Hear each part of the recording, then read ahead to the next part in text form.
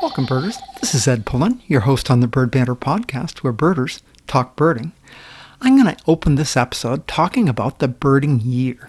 All of us have a way that we think about our year. A lot of us use a calendar year, spring, summer, winter, and fall, that sort of thing. Well, birders, we have our 4 seasons of the year too, and we often call them winter, spring, summer, and fall. But we think about them differently. We think about them by what birds are around, what's happening in terms of birding. So winter birding, winter season for birders, is not necessarily the same as winter for other people, although it's probably the season that most closely resembles the calendar season. Winter is the time when we see 2 primary types of birds. We see the birds who live here all year round. They don't go anywhere, so they're here in the winter just like every other time. We call those our resident species. And we have the birds that visit our area in the winter, breed somewhere else, and come here to spend the winter because it's a better place for them to be in the winter than where they breed. A lot of those birds breed north of here. You think of migration often in the northern hemisphere as being birds breed farther north and go farther south where it's not as cold to winter. Well, even though I live in Washington, I think of that as fairly far north for the United States. For the actual globe, it's not all that far north. It's fairly temperate. And a lot of Arctic birders and birders from north of here in Canada and Alaska come to our area for the winter. And in eastern Washington, that's also true, but they get different birds than we get here in western Washington, just like in the breeding season, the birds tend to be a little different. So winter birding in Washington is one of the more exciting times to be a birder.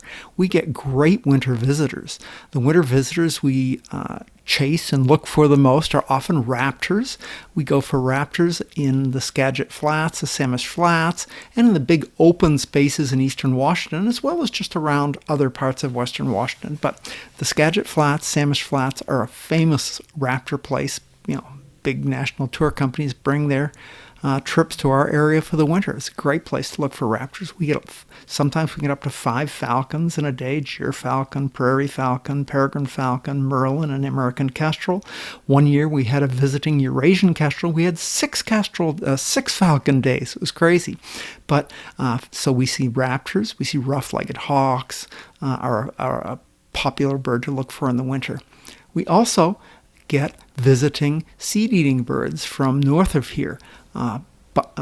Things like common redpoll, red crossbills, white-winged crossbills on a good year, pine grosbeaks. We get birds that breed either at higher elevation or north of here that come to more accessible places to find in the winter. So winter birding is really good in Washington. And winter tends to be more or less winter. Starts in probably November-ish and goes through March or April. We have our winter visitors during that time. So it's a longer season than just a calendar winter, but is roughly correlates with what you think of as the winterish season. Spring migration is the second season of the year. Spring migration is a spread out period of time that for some species starts as early as February, but the peak of spring migration tends to be a pell-mell rush of birds that breed south of us and are traveling through, that winter south of us, that are traveling through to breed north of us. So they just kind of buzz on through in the spring. Typically that's mid-April to the end of May, general time frame, especially for shorebirds, which is what in Washington is one of the prime things we look for in spring migration. We have Gray's Harbor and other areas that are terrific for spring migration shorebirds. We get big congregation of shorebirds that come through. We also get an occasional unusual raptor in western Washington, like Swainson's hawk, and we have some songbirds that come through too. But primarily, shorebirds are our big thrill in spring migration in Washington, unlike eastern U.S., where passerine migration is a big thing. Along the whole Gulf Coast and much of the Atlantic coast and much of the Mississippi Flyway, seeing the warblers and buntings and tanagers and other passerines that come through, the colorful neotrophic migrants that winter south of us in Mexico and Central and South America and the Caribbean come whipping on through and stop over at some famous places: High Island, Cape May, Dauphin Island. There are all sorts of famous stopover places that can congregate large number of migrant passerines in the spring. So spring migration is a bigger deal probably in other parts of the country than it is for us here in Washington. But we have a terrific shorebird migration, and spring is always fun because it's starting to get warm. It's nice to get out birding, and it's a great time. So spring migration is certainly one of the highlights of anybody's birding year. And then summer is when we look for the birds that breed in our area. The spring migrants have gone through, the fall migrants haven't started coming back through yet. And so we're looking for birds that breed around here. So summer breeders or summer breeding season is the third season. And that's a good time to look for common breeding breeding birds, both residents and those that winter elsewhere and come to our area to breed.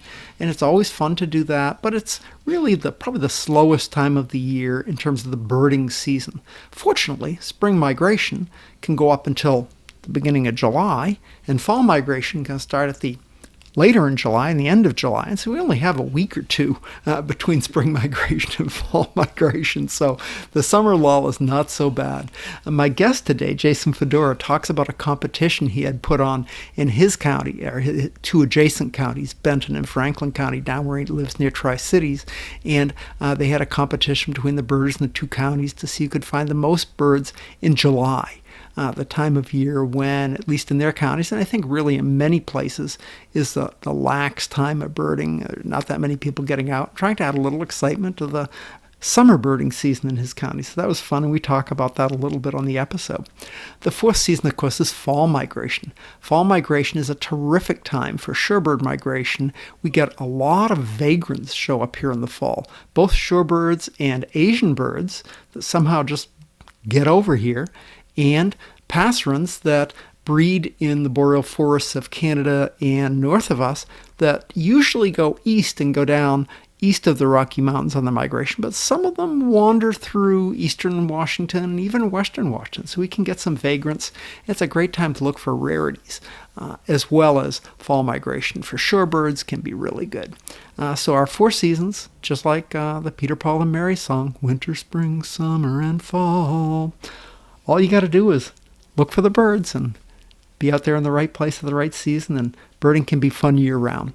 So I'm really excited to have as my guest this week Jason Fidorra. Jason lives in Franklin County, has a terrific job with the the Washington State Department of Fish and Wildlife. He is the wildlife person for the DFW. Who works in Benton and Franklin counties of Washington, and has been a terrific addition to our birding scene here over the last few years.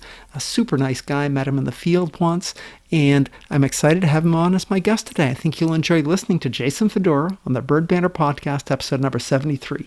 Jason, welcome to the Bird Banter Podcast. Thanks for being on with me today. Yeah, no problem, Ed. Nice to be here.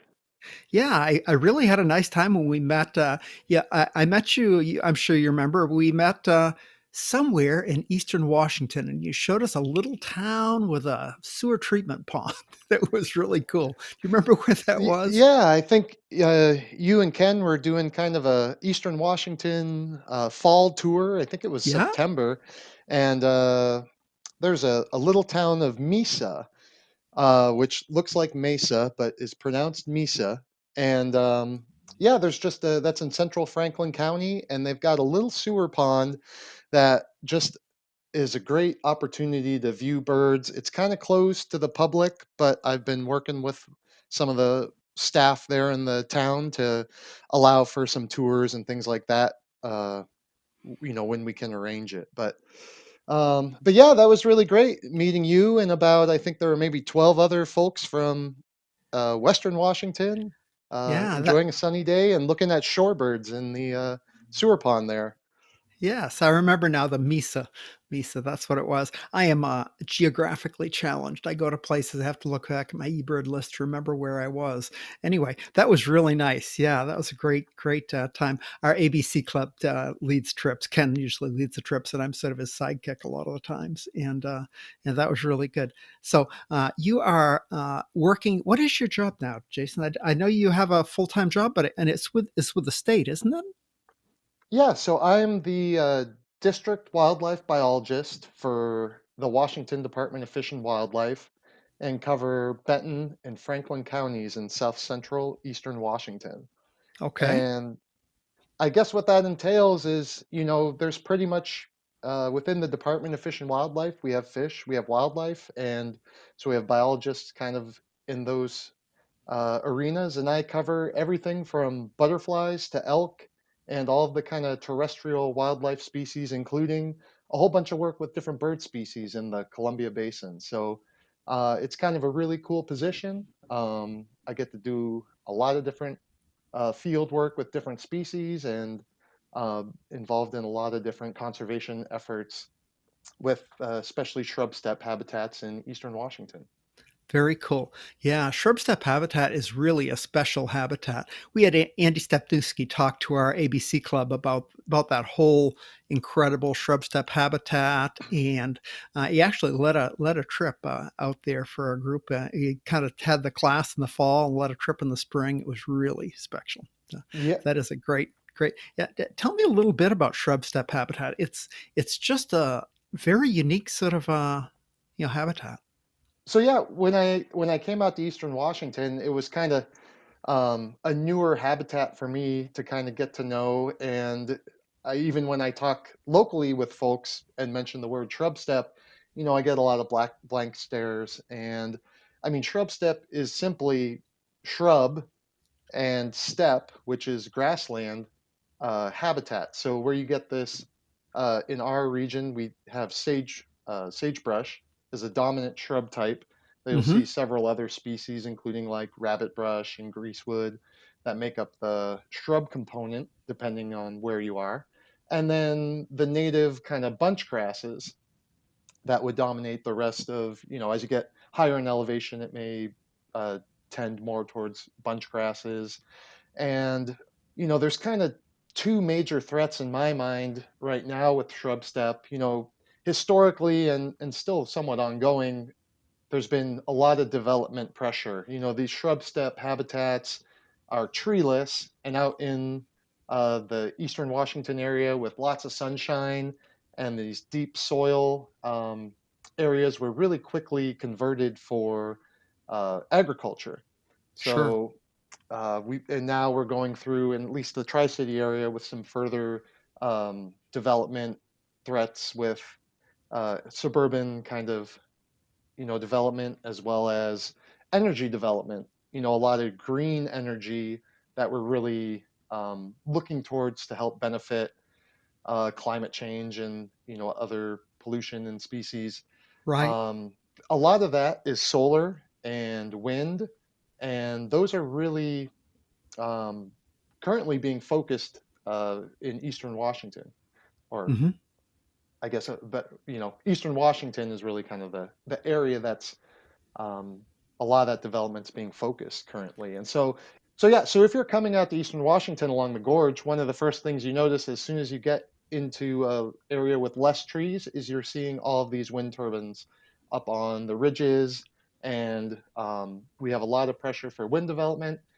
More recently, there's been a lot of pressure for development for solar panel installations and Okay. industrial level solar sites. So those are going to have an impact on shrub step, and the development that's already happened, is definitely fragmented and caused a big loss to intact shrub step. And Right. unfortunately, what we have left um, is mostly degraded on poor soil, and so the shrub components grow very slowly. Um, Burrowing animals don't have as much habitat availability there, Hmm. and this habitat's really been, not only so you've got basically the worst of what was already left that hadn't been developed, and now it's been inundated with a lot of invasive species of grass and weeds that create this issue with fire. And I can talk about Yes. that a little bit here. If Sure. Yeah.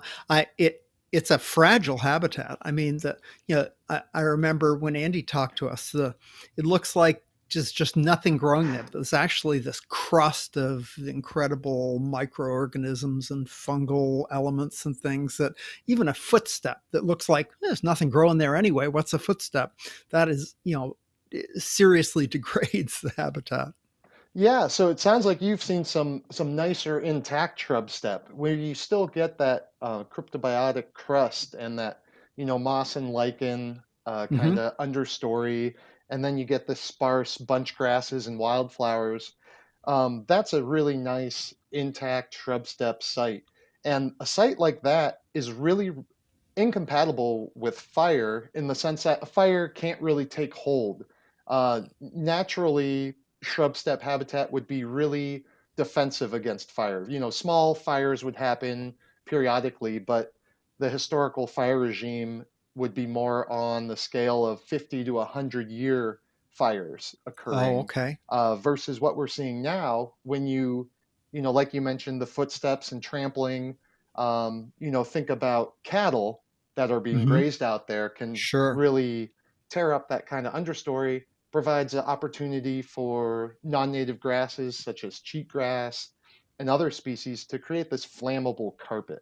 So now where Oh, you have a roadside ignition or a lightning strike, which would be considered a natural fire cause, it has this unnatural result that this fire can now carry for acres and miles. acres. Yeah. Yeah, And so miles, I'm we've seen, sure. yeah, so we have seen some really large fires in eastern Washington. Um, and that the issue there is that also sagebrush, because it's adapted, to be really in a less disturbed fire regime, it doesn't really survive intense fire, Hmm. and the seeds don't really, the seed bed doesn't germinate, after the fire. So Ooh. you really need to start with bringing in new sagebrushes or seeds, and so it's a fairly Hmm. intensive effort to restore. Oh boy, yeah. I hadn't thought about that. Yeah, I bet. Well, the areas of sage that I've seen burned are just like moonscape. They look horrible. Yeah, and you might have that landscape that had sagebrush and bunch grasses, and after a fire, I mean, you can tell on the hillsides in some areas, like, oh, well, that must have burned, and that area clearly hasn't, because you can see the strict demarcation between shrubs and now grassland. Sure. Um, and that's kind of led to, I guess I can go in to talk about a few of the species. Yeah, When please. this eastern Washington shrub steppe, I think people think, especially with sagebrush sparrow, is a very specialized Hmm. species that breeds really only in intact, large, continuous acreages of shrub steppe with large intact sagebrush. Um, it's probably the most obligate species I can think of with based in the habitat. Certainly the Um, hardest to find. yeah, but when you do find them in good habitat, they're very abundant. But Exactly. we're losing a lot of those large intact areas. Um, and then you get into some other species. One of them that I work with is ferruginous hawk, and Yes. ferruginous hawk has really been a really cool species to observe. It's really a South Central Washington specialty within the state.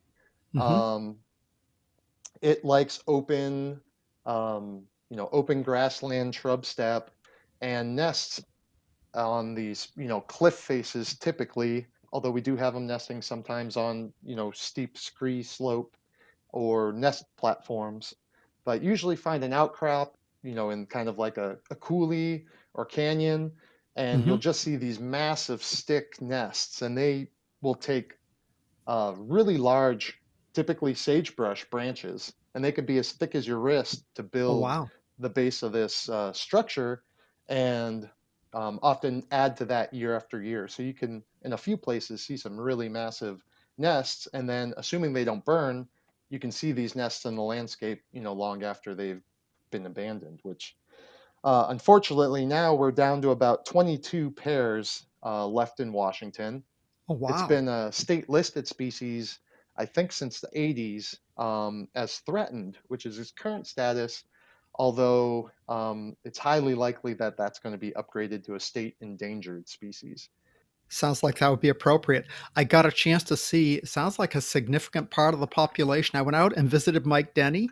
Ken and I went and visited Mike Denny, early this spring. and he took us all around and boy showed us. I think we saw 11 ferruginous hawks that day. It was just Wow. wonderful in the Walla Walla area. And they've had a lot of success there with nest platforms, I believe. Were a Exactly. lot of the nests at platform sites or the One was in birds? a tree, believe it or not, and the others were on platforms. Yes. The department did recently install 16 platforms in Benton, Franklin, and Walla Walla counties this past fall. So we're hoping to see some success with that. But nest sites, at least in the historic range, haven't really been what's limiting the species. Uh, it's definitely been more related to habitat loss and fragmentation and Hmm. reduction of their prey base.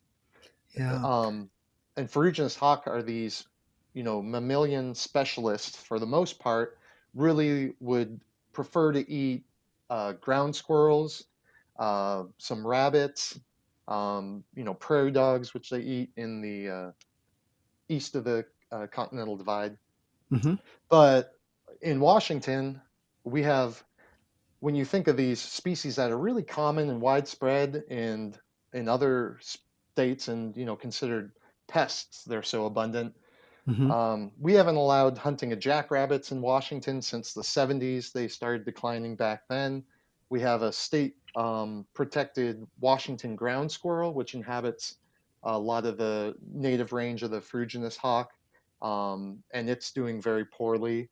Um, and pygmy rabbits are, a federally endangered population segment in the Columbia Basin that the department's doing a lot of work on. So a lot of these species are basically the baseline of, the foundation building blocks of, this prey predator relationship are really not doing much better in Washington either. So Sure. So lack of food source is one of the major problems for them, and that's a direct result of lack of habitat for the food source. It sounds like.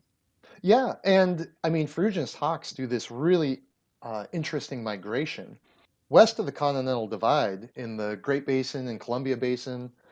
Almost all of our breeding birds migrate at the end of the breeding season. They'll head east, either northeast into the prairie provinces of Canada or Hmm. southeast into more of the Great Plains, where they feed on ground squirrels and prairie dog. The Continental Divide, they just fly right over it. It's not really causing this, Sure. great divide for them. And they'll stay there until those species kind of go dormant for the winter. In Washington, a lot of our ground squirrels, they are only up a few months of the year, and by June, July, they're all basically uh, underground, estivating until next spring.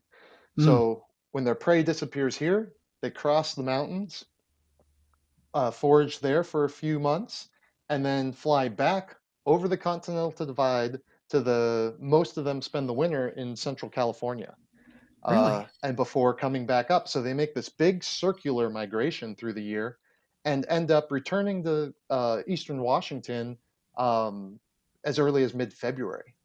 I know they And came early. Yeah.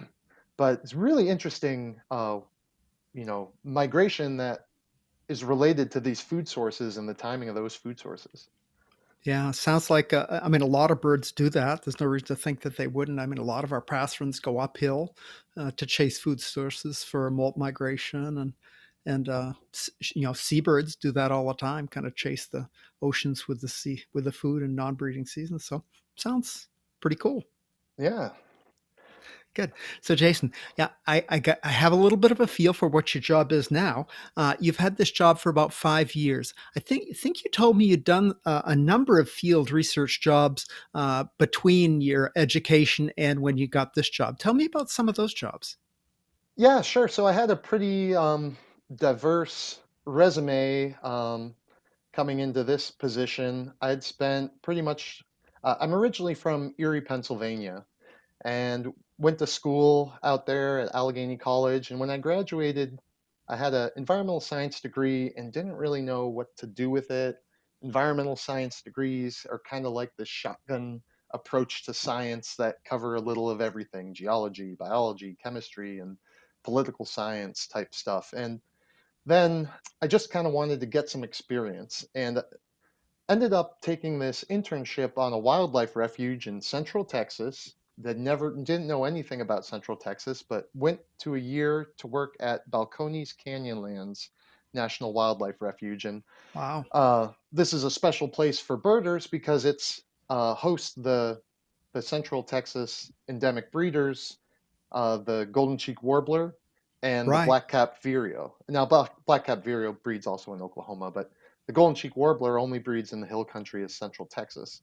And so I wasn't a birder. I didn't really have any interest in birds then, but I was working, each day with these really great biologists and bird enthusiasts. Chuck Sexton was the main biologist for the refuge there, and Will Reiner was kind of the assistant bio. And we would they were super patient and really enthusiastic, and kind of spurred me on to learning a little more about birds. Now, my job there was doing all kinds of stuff, but we had probably 15 different species of sparrow that would winter in the front yard of the house that I was living on the refuge. Wow. We'd go, maybe start the morning and each morning go out and like, oh, I think I saw an interesting bird out here. Would kind of bird with these guys. And every day I'd see the same birds and I couldn't remember what the heck they were. They were all sparrows. They looked the same. And, Bill would be like, hey, here's a Savannah sparrow. And I'd look at it, I'd be like, oh, I've never seen that one. He's like, we saw it yesterday and the day before that. I'm like, oh, okay, okay. Starting with the LBJs is not the easy I know. way. So what I had to do though was I had to write down on a piece of paper Savannah sparrow. And then I thought, well, I should write all the sparrows down that I saw. And then I was like, well, I should write all the birds down that I've seen. And that was sort of, I guess, the birding origin story that you didn't ask for, but but that you're getting. You beat me to it. And then from there, I was kind of hooked on. I learned that you could get jobs working in different places with wildlife, and I just kind of went sort of just dove into there. I lived in Pennsylvania, I'd worked a year in Texas, and at the end of that position, I loved that job. But I was like, well, I want to work somewhere that's not Pennsylvania and not Texas, just to see something new. And I ended up in Southern California, working on the San Clemente Loggerhead Shrike project, which Oh, wow. um, is You a hit is the a jackpot there. yeah, and that Yeah. was, it was a fantastic program. San Clemente loggerhead shrike is a federally listed subspecies of the loggerhead shrike, and it's endemic to one of the Channel Islands, which happens to be a naval base. And so I was working on this island 70 miles off the coast of the mainland and working with all these biologists who were in their 20s and 30s, and half of them were really enthusiastic birders. So we had all kinds of adventures together. Jason, that is crazy. You know who my last guest on the podcast was Kimball Garrett. Kimball is a Ah, big time Southern California birder, LA County birder, and the San Clemente Islands are in LA County, even though it sounds like they probably should be in San Diego County. They're in LA County. And so he actually talked a little bit about how LA County got lucky and got the San Clemente Islands. So that makes their county the biggest U.S. county list instead of San Diego. So it's kind of funny that that came up in two consecutive podcasts in a sort of different way. He mentioned that there's a really skilled and talented group of birders who work full time on San Clemente Island, and they have various other people work with them. Sounds like you were one of those various other people. yeah, and those islands, just like the Farallones that have some biologists on them. They get a lot of good rarities. Mm-hmm. We Fall migration out there was always pretty insane, and probably definitely the one of the best birds and better experiences I had out there. I mean, we'd get some of the Asian vagrants, Exactly, like red. Attu South.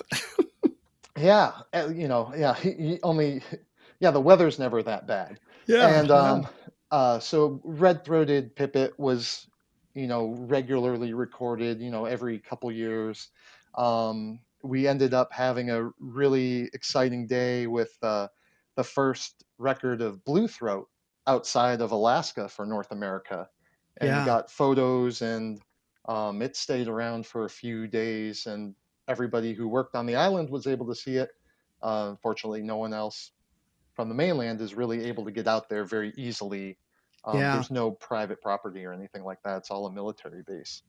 But yeah, this it was a great place to bird, and it was really It exciting. sounds like, I mean, really, it's almost, it sounds like just really fortuitous that if you're going to be a birder, that two of your first two jobs were in the Texas Hill Country and San Clemente Island. You got, when you list this 200, you have things like blue throat and golden cheeked warbler. Yeah, no, I mean it was pretty awesome, and through the folks I met on San Clemente, I was really able to line up a lot of other field jobs through contacts, and from there, I worked on a bird banding project in Hawaii, and ended up in uh, Jamaica for a season, and worked with some really great researchers there at the Smithsonian, and then hit New Hampshire. So kind of hit all the corners of the country, Wow. which is a really good way to go. Um, and eventually decided I needed to get, if I wanted to have a more, kind of permanent or research based position in conservation, I wanted to go back to grad school. And so I'd hit all the corners but Florida. And so I ended up in grad school at the University of Florida, doing some work with wading birds. That's good. Wading birds totally rock. I start my first day of birding when I was young. I was 30. Uh, my wife took me to the Everglades. She was a bird watcher and took me to the Everglades, and I just fell in love with that place. It was just so crazy. In the old days, before the hurricanes, Anhinga Way was a boardwalk at the Everglades. You could walk way out to this pool that was a poster of wading birds. It was, you're like 40 yards from, I don't even know how many species of wading birds, spoonbills and ibises and egrets and anhingas and just all these incredibly insane birds that seem like they, don't even shouldn't even really exist. Things like that in the United States feel like you must be in Africa or something. And it was quite a first day of birding. Fell in love the first day, so that was very cool. So you got to get your waders. Yeah, and yeah, Florida is a great place to do it there. Yeah, So we what go did ahead. you do for research? You said you got your graduate degree there. You did research with waders. What did you look at? So for my master's, I was working in a lab of Peter Frederick, who does a lot of research with egrets and all the different long-lated waders and their ecology in South Florida. My intent when I entered grad school was to work in his lab on one of his Everglades projects. There's these water management areas that we had been working in, where all the egrets and herons are nesting, and was going to look at some maybe climate or weather pattern related questions with that population. But right in the first semester that I was in school, there ended up being this opportunity with a particular oil spill event in the Gulf, and ended up heading to work on the what I think was called the Deepwater Horizon oil Oh my, spill that sure. continued for several months I in the remember Gulf that. of Mexico, and um, ended up doing some work with great egrets. There was a big kind of damage assessment looking at coastal water birds and putting a lot of satellite telemetry devices out on various species. And so my master's ended up looking at habitat selection and movements of great egrets. So we Oh, had, I think we put out 80 transmitters. I was part of a team. I wasn't really solo on this at all. A lot of great people were working on that.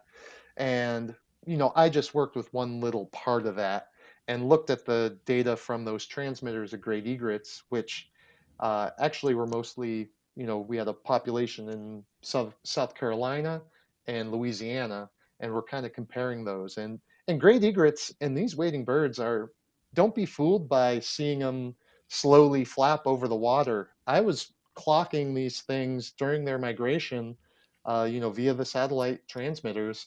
Um, we'd have birds leave South Carolina with a tailwind and end up on Long Island, New York the next day. I mean, Wow. these things were moving, I think that's 600 kilometers or Yeah. 600 miles.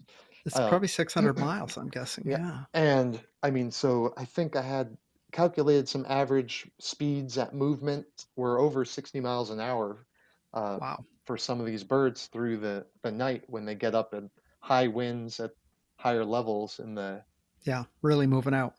Yeah, that's cool. Sounds like you've got to experience many different parts of America and do some cool work and hone your birding skills all at the same time in those few years after college and during your graduate school. Did you get your job here right out of grad school? No, after grad school, I bounced around a little bit between consulting firms, trying to find, more something more permanent, so I could kind of phase out of doing the seasonal work. But I actually was almost on the verge of kind of taking a little hiatus from kind of conservation field work or research, and was going to do some guiding. Mm-hmm. Had taken a group down to Panama for my first kind of international effort as kind of a logistical coordinator and kind Mm-hmm. of assistant guide with the Audubon group. Very And then nice. got picked up by a guiding company out of British Columbia, Eagle Eye Tours, that do some Okay. really nice tours all over the world, and led a trip down to Costa Rica. And I was decided, I'm like, I think I'm gonna just focus on guiding for a little bit. And right when I made that mental decision, is when I got a email from a position I had applied to a couple months ago and sort of forgot about, that said, "Hey, Washington Department of Fish and Wildlife, we'd like to interview you." And yeah, I haven't really looked back since. It's been a great position here. I've really enjoyed it. Sounds like it. You mentioned you live in Benton County near Tri Cities. Is that right? Yeah, well, yeah. I'm actually in Franklin County, but Oh, Tri okay. Cities Yeah, is there's a sort bunch of of counties straddles around the there. river and the two counties there, and Walla Walla is not far. But yeah, go ahead. Okay. And you had mentioned that this summer you kind of were at least one of the facilitators of a county challenge. Tell me about that. Yeah. So yeah, I mean, on top of all the so I'm the field trip coordinator for Lower Columbia Basin Audubon Society. That's our local Audubon Society here out of Tri Cities. Okay. Um, and with kind of COVID-19, all our field trips are still canceled. Hmm.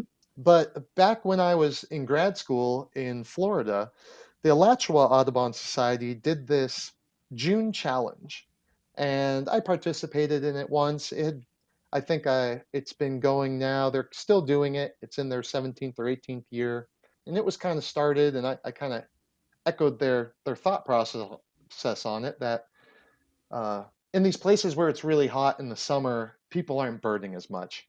Right. And we're missing a lot of really interesting opportunities and species then. I took a look at our eBird data for, the Columbia Basin counties, and you can see how many checklists there are over different time periods through the year. And July was definitely the lull of eBirding activity, at least in the Columbia Basin. So I pitched this, kind of idea to do this July challenge, to get as many people out birding as possible and recording their sightings on eBird to kind of one beef up that database, but also get people to realize there's still a lot going on. This is a time of year when fall migration starting in July with some of the Sure. shorebirds moving through, and resident breeders are now at their peak populations with new recruits being added to the population. And all that data is kind of not getting fully recorded with as much effort as we put into, say, spring migration when everybody's birding. And Sure. so I kind of have had it was a little bit of a friendly competition between Benton County birders and Franklin County birders, and you could bird in both counties if you wanted to. But we just tried to see which county we could get the highest list to over from the first until the last day in July. Hmm. Um, and I sent out little emails. It was really fun, getting everybody's updates throughout the month, and kind of kept track of who the top birders were in each of the counties, and sent out information about some of the interesting sightings. We had an over summering swan in Benton County, a Wow. tundra swan that kind of kicked things off as a local rarity, um, and we ended then with actually second county record Clark's nutcrackers in Wow. Benton County, and this is Very nice. a really weird place to see Clark's nutcrackers, which you normally see up at high elevation near alpine or, in more Sure. conifer areas. Apparently, this year there's been a real terrible cone crop. Oh. And we actually had five, I believe, Clark nutcrackers uh, down at a site in Benton County. And I recently got another report of one in Grant County, again in the lowlands, treeless kind of area, except for what, Hmm. local yards have. So this could be an interesting fall and winter for Seed eaters. Yeah. unusual mountain seed eaters. Yeah, So it could be. I haven't looked at what the seed crop's supposed to be like in the northern Canadian forests, so be interesting to see if our white-winged crossbills and all sorts of stuff come down or not. Yeah, yeah, no, yeah, I'm excited. There's definitely some opportunities, now to find some new species that are unexpected, and then that should continue this yeah. fall. I've got a couple questions for you, Jason, on how you did this challenge. Did you set up an eBird account for each county that people shared their lists with? Or did you just go in and manually collate that, or how did you work that out? How did you Yeah, keep track? yeah, I was just worried that no one was even going to participate. So, dealing with the data wasn't my biggest concern, but I did. I gave folks two options, and everyone actually utilized eBird, which was great. There were several first-time eBird users. I want to say there were about 30 people who participated in this first challenge, Hmm. um, and I would have them send list whenever they wanted to, but in eBird, it's really easy to get your month list for Oh, a yes. county. Okay. And so I just had them send me the CSV, and then I used basically a spreadsheet to kind of tabulate all that and Sure. keep everyone up to speed on how the counties were doing in the neck and neck race through the month, and yeah, it was really fun. So who won? That's really what we want to know. So Benton County kind of kicked Franklin County's butt there in the end. Franklin County's one of the top five least birded counties in all of Washington per Hmm. eBird records. Uh, we just had a lot more people in Benton County. Since I now live in Franklin County, I was a little disappointed, but I think there's a good chance Franklin could hang in there and take it anytime in the future. Both these counties are very, very close in terms of their species counts and habitats. And so it made it really fun, kind of have this comparable area to Yeah. play with. In the end, Benton County ended up winning and beat Franklin County by a small margin. They had 137 species recorded in July. Franklin County had 123. Both counties missed some kind of easier birds and got some really exciting birds. And both counties all had, unique birds that weren't found in the other county. Franklin County, the fruitionist hawks, for instance, mostly nest in Franklin County. Okay. Um, and we have a colony of tricolored blackbirds, and tricolored blackbird I don't think has ever been recorded in Benton County. Um, but Benton. And then, so yeah, so it ended up being a really good opportunity, and folks really got out to explore new areas that either they had never been to before or at least hadn't really been to in the summer. Yeah. So it was really fun. I think it was a success, and I'm hoping to run it as an annual event. Yeah. It'll be more fun when you can have a party afterwards and talk about the results over a couple of beers or something, instead of doing everything virtually. Yeah, I know the Alachua. So they do a June challenge there in Florida, and um, I know they have a big potluck, and they even have a trophy that gets passed Oh, it's between passed the back and forth. back and Yeah. forth. So maybe in the future we'll have Yeah. some Sounds like you've opportunity to got a expand. sounds like you've got a tradition you can begin. That'd be really fun. Jason, working in the field every day as a birder must be pretty cool. I mean, one of my good friends, his wife asked him. He said they were driving down the highway, and she said, "Are you always thinking about birds? Is it seems like every time we drive somewhere or go shopping, you're just always looking at the wires and pointing out a hawk or wondering what a little bird is." And I know birders, that's how birders are. We're just always looking to see what we can see. And if you're out in the field as a part of your job, I mean, this gives you plenty of opportunity to see cool stuff.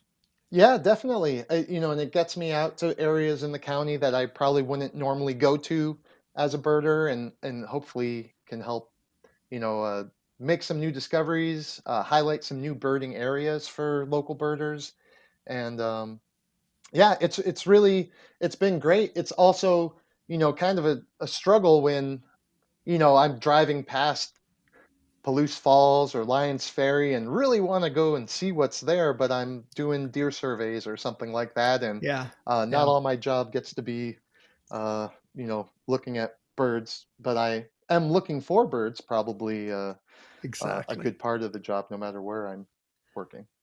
Very cool, Jason. Are there passions you have, things you want to do regarding with regards to birding in the coming years? Are there just things you're just dying to do, either locally or not so locally? Oh, well, I guess since I've been staying put a little bit the last several years, I have been trying to begrudgingly breaking into kind of the county listing mentality and Sure. enjoying kind of birding Franklin County and the other counties around here. With birding, it's always kind of what game are you playing that motivates you at the Hmm. current time. And for me, I've really spent a lot of time traveling around. Somewhat for jobs, but also internationally, just kind of for fun and for birding. Hmm. And, I'm always really looking forward to whatever my next big international trip was. I was really fortunate to get in February down to Guatemala Oh, and do some birding with Kevin Black, who um, I think you may know. He's now a kind of a Vancouver based Washington birder. I know of Um, him. Yeah. but so the two of us went down and kind of did it was a combination of self-guided and local guides, but got to see some species that um, I'd been dreaming about for years, with awesome looks at horned guan, which is just a Yeah, ridiculous cloud, kind of forest unicorn, it is. um, and all the kind of the endemics down there with azure rump tanager, and Hmm. had just, yeah, really great time. And when we left, we had heard about, there's some flu-like disease in China that was going on, and Yeah. didn't really think anything of it. It hadn't, at least to my knowledge, been in the U.S. or anything. And by the time we got back, it was the very Things were end of starting to close February, down. and uh, 10 days later, I think they closed the Guatemala border Wow. on. I think they closed as early as March 10th, and I actually had several friends who were trapped abroad for. I had some friends in Africa for 4 months because they Oh were on a my. safari, and there was a 24-hour notice that the flights were going to Borders. all be canceled and the border Yeah. closed. And I have a friend who was stuck in Peru for some period of time before she could get home. So yeah, I think that's a story we've all heard. I was lucky enough. I spent half of January and half of February in South Texas in the Rio Grande Valley, and came home just again mid-February, just before things really started to tighten down. So felt lucky to get home too. yeah, and I was able to, at least get that little bit of travel lust satisfied for a short period of time, and we'll Yeah. see what happens in 2021. Hopefully it'll last you. Will have to last you until the next time you can go somewhere, won't it?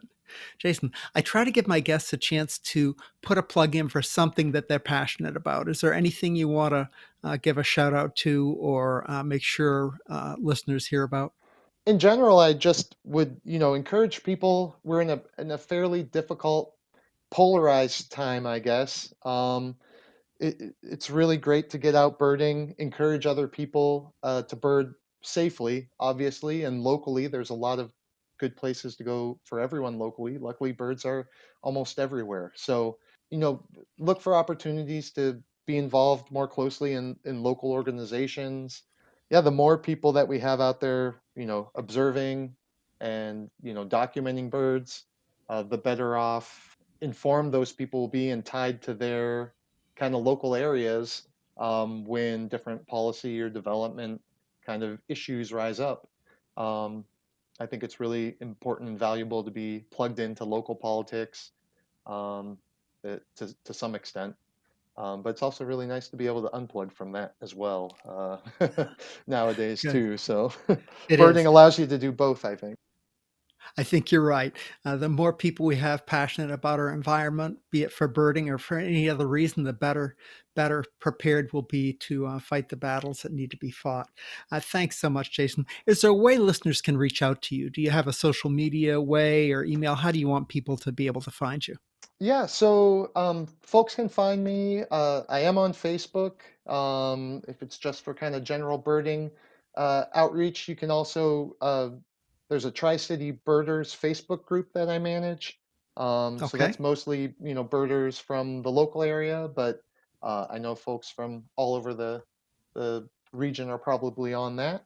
So that's just Tri-Cities Birders. If you search for it on Facebook, you can also find me, Jason Fidorra, uh, Fidorra on Facebook, or you can email me at if it's related to or find me on the Washington Department of Fish and Wildlife site. I am the wildlife biologist for Benton and Franklin County, so especially folks interested in that area can contact me um, through that professional email, which would be jason.fedora@dfw.wa.gov. Terrific, Jason. Thanks so much. I really had fun talking with you today. Look forward to getting down your way and catching up with you sometime when it's safe to do that. Thanks again for being on the show today. I appreciate it. Thanks, Ed. This was great. Well, that wraps up the Bird Banter podcast, episode number 73 with Jason Fidorra. Thanks for listening. So make sure you enjoy all of your birding seasons.